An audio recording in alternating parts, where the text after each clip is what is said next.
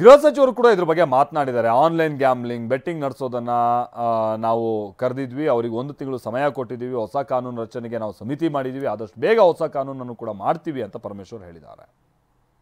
Online gambling ನಡೆಸೋರು, betting ನಡೆಸೋರು ಅವ್ರನ್ನೆಲ್ಲ ಕರೆದಿದ್ವಿ. ನಾವು regulate ಮಾಡಿ, ನಮಗೆ ಲೈಸೆನ್ಸ್ ಕೊಟ್ಟು ನಿಮ್ಮ ಕಾನೂನು ಏನಿದೆ ಆ ಪ್ರಕಾರ ನೀವು ರೆಗ್ಯುಲೇಟ್ ಮಾಡಿ ಅಂತ ನಿನ್ನೆ ಒಪ್ಪಿದ್ದಾರೆ.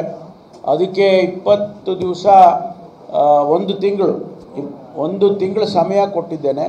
ಅದಕ್ಕೆ ಹೊಸ ಕಾನೂನನ್ನು ತರ್ತೇವೆ. ಹೊಸ ಕಾನೂನನ್ನು ಡ್ರಾಫ್ಟ್ ಮಾಡೋದಕ್ಕೆ 1 ತಿಂಗಳು ಸಮಯ ಕೊಟ್ಟಿದ್ದು ಒಂದು ಸಮಿತಿ ಮಾಡಿದ್ದೇನೆ. ನಿನ್ನೆ ದಿವಸ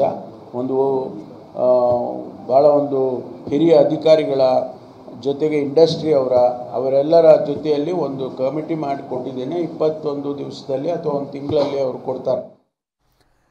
ಹೀಗೆ ಆನ್ಲೈನ್ ಬೆಟ್ಟಿಂಗ್ ಅಥವಾ ಈ ಗೇಮಿಂಗ್ ಆ್ಯಪ್ಗಳಿಗೆಲ್ಲ ಶೀಘ್ರ ಮೂಗುದಾರ ಹಾಕುವಂತ ಕೆಲಸ ಆಗ್ಬೋದು ಅಂತ ಕಾಣಿಸುತ್ತೆ. ಸಚಿವ ಪ್ರಿಯಾಂಕ್ ಖರ್ಗೆ ಕೂಡ ಇದಕ್ಕೆ ಸಂಬಂಧಪಟ್ಟಂಗೆ ಕೆಲ ಹೇಳಿಕೆ ಕೊಟ್ಟಿದ್ದಾರೆ. ಬನ್ನಿ ರೀ, ಇನ್ಮೇಲೆ ಮನೆ ಕೆಲಸಕ್ಕೆ ಹೆಲ್ಪ್ ಮಾಡ್ಬೇಕು ನೀವು. ಯಾಕೆ ನಿಂಗೆ ಎಲ್ಲರ ಕೆಲಸ ಸಿಗ್ತಾ? ಕೆಲಸನ ನೋವೇ, ನಾನೇ ಬಾಸ್ ಆಗ್ತೀನಿ. ಬಾಸ್ ಅದೇಗೆ? ಬಾಸ್ ವಾಲ ಬಿ ದ ಬಾಸ್.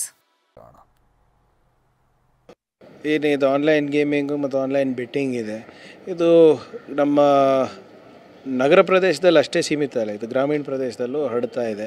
ಸೊ ಆದ್ದರಿಂದ ಇದನ್ನು ಹೇಗೆ ನಮ್ಮ ಜನರಿಗೆ ಸಂರಕ್ಷಣೆ ಮಾಡ್ಬೋದು ಕಾನೂನಾತ್ಮಕವಾಗಿ, ಮತ್ತು ಈ ದುರಾಸೆಗೆ ಬೀಳಲಾರ್ದಂಗೆ ನೋಡ್ಕೊಳ್ಳಿಕ್ಕೆ ಸಭೆಯನ್ನು ನಡೆಸಿದ್ದೀವಿ. ಗೇಮಿಂಗ್ ಫೆಡರೇಷನ್ಸು ಯಾರ್ಯಾರಿದ್ದಾರೆ ಅವರಿಗೂ ಕರೆಸಿದ್ದೀವಿ, ಇಂಡಸ್ಟ್ರಿಯದವರಿಗೂ ಕರೆಸಿದ್ದೀವಿ, ಮತ್ತು ಗೃಹ ಇಲಾಖೆ ಮತ್ತು ನಮ್ಮ ಇಲಾಖೆ ಸೇರಿ ಜಂಟಿಯಾಗಿ ಯಾವುದಾದ್ರೂ ಒಂದು ಹೊಸ ಕಾನೂನನ್ನು ತರ್ಬೋದಾ ಅಂತ ನಾವು ನೋಡ್ತಾ ಇದ್ದೀವಿ. ಜನರಿಗೆ